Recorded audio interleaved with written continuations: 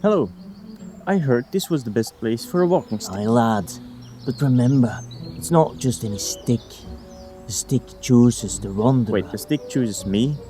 I thought it was just pick a random stick, right? Oh no, these sticks are special. They've got a mind of their own. They're not for everyone.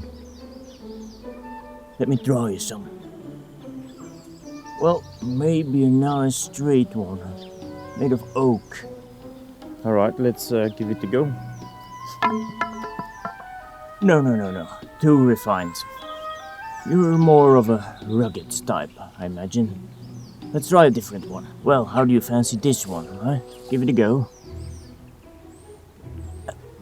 Well, that one clearly doesn't like you. Look at it trembling in your hands. It's not trembling. Is it? Well, it's subtle, but it's there. Well, so which one will it be? Which stick will magically choose me, right? Well, you just feel it, right? Let me give you one more stick. Well, this one's very old and very special. There's only been made 2 of these. Perhaps this one's for you.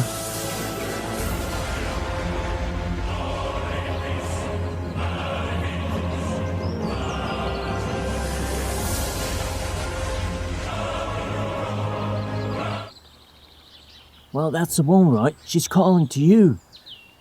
Don't you feel it? It just has a nice grip to it, really. Well, there's no just in the wilderness. That stick chose you. It will guide you through the most dangerous outdoor experience in the world here. Well, if you think it's perfect, I'll take it. Okay, YouTube, you win this time. We're talking sticks again today, and you probably know I'm a digger for a good stick. But what makes the perfect bushcraft stick for your outdoor needs? Well, there's many different kind of tree species and wood types out there, and I'm gonna help you choose the right type for your outdoor needs. So let's dive into that.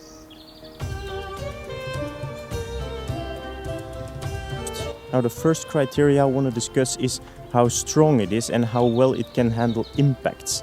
Well, some wood species are very brittle and others are very flexible, and they're better generally at self-defense or stuff like that. Now, the second criteria is straightness. Some wood types grow very straight and others are a bit more bendy or a bit more difficult to find straight sticks out there, and that's definitely important if you want to have a straight stick for martial arts, for example, but also in general a straight stick is just more handy when it comes to that. And now the third criteria is flexibility. How flexible is your wood type to adapt in certain kind of situations, and how fast will it break upon laying stress upon it. I would not say it's the same as impact or shock resistance, but it's also very important that your stick is in somewhat flexible.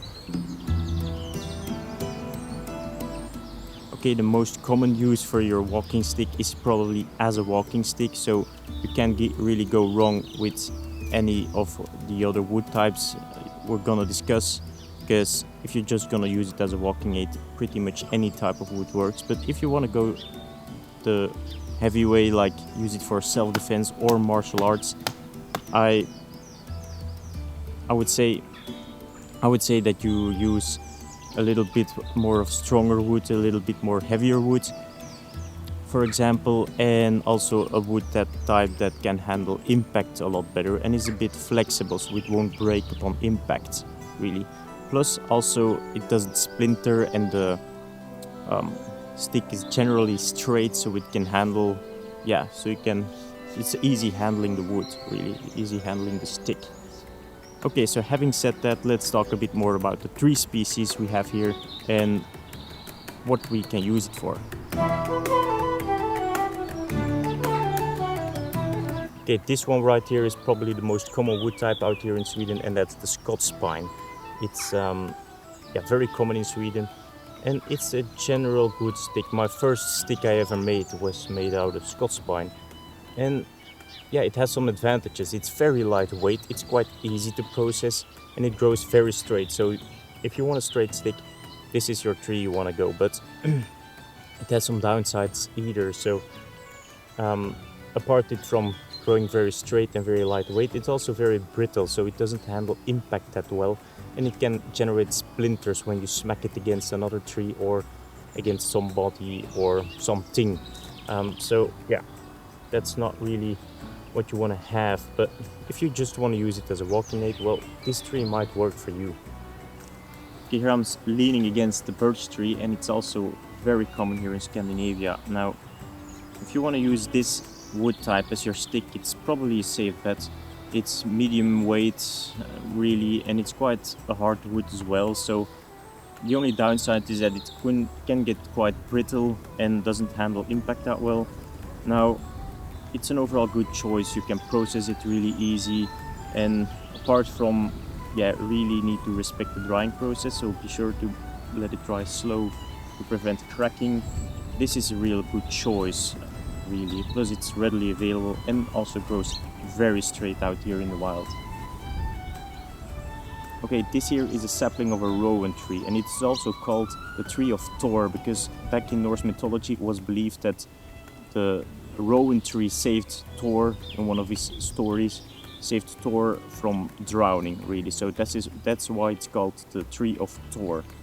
Now, it is probably one of the better choices for your stick or your walking stick. It's a medium weight stick, but it's one of the strongest woods out here. Here in Scandinavia, apart from, of course, the really hardwood trees like oak and stuff, but it's really sturdy. It has a very high impact, it can handle impact very good, and it's not as flexible as hazel, for example, but it's a overall good choice for a stick. Okay, I'm standing here next to the alder tree. It's also known as the blood tree. One, because when you cut it in early spring, it literally bleeds some sort of red residue. It's no blood or something, but it's also used as a sacrificial tree to make sacrifices from. The wood was used in sacrifices and so forth. Now, if you want to use this tree as a stick, for example, I'd say it's a little bit worse than birch, but a little bit better or stronger than pine, for example. So it would be a great use for a walking stick, but other than that, I wouldn't really recommend it. Well, and finally, here's the willow tree. Now, anything to say about the willow tree is that it's very lightweight and it's easy to carve, but other than that, not real my cup of tea or like my choice to go forward to. It's very brittle and not so strong, but if you want a lightweight staff, a willow tree will do. Well, and then we have the hazel tree. I didn't find any hazel tree back here in the woods, but this stick is actually made from a hazel tree, and it's kind of the mithril. If you know Lord of the Rings, it's kind of the mithril of sticks, really. It's a very lightweight but very strong for how light it is, really, and it's very shock resistant. It can handle impacts quite hard. It grows fast, it grows very straight. Almost every hazel tree grows very straight, and it's perfect for walking because it's very light. It's perfect for carving. It's for beginners to carve something out of it. It's a really great tree species to carve a stick out of. It's great for self-defense. It doesn't generate much like splinters at all. To practice some martial arts, the staff is straight enough. So that's the hazel tree. Now, if I have to choose the best overall choice that fits almost every box, it would be, and it pains me to say this, but I think it would still be hazel, because it's readily available, it grows back fast, it's very lightweight compared to how strong it is, and it's very flexible. So you can use it for self-defense, you can use it for staff martial arts, you can use it for walking, and it grows very straight. It's really foolproof and it's easy to work with. But if you want to do something special, or if you want to create a little bit more of a special stick, like the rowan tree is a great fit as well. Like now I'm carving a rowan tree, a rowan stick, for example, but it tends to be a little bit more difficult to process the wood because it's very hard and it's a little bit less flexible than, for example, hazel, but it's generally stronger. It's one of the stronger woods out here and bring with this video. So the general idea I want to bring with this video, if you want to create a walking stick or generally anything in the outdoors, think like an outdoorsman, and no wood type is the same or no stick is the same really.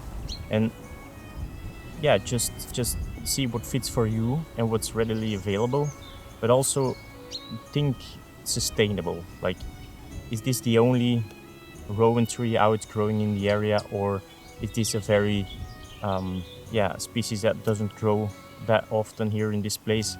So it's better to choose a more common piece of wood in that case. But yeah, I hope you'll enjoy this video somewhat, and I hope you subscribe, like, and leave a like. That would help out the channel a lot and help me out a lot, because if I want to keep doing this, I need your support as well. Now, that's all for it now, and I hope to see you in the next video, so bye.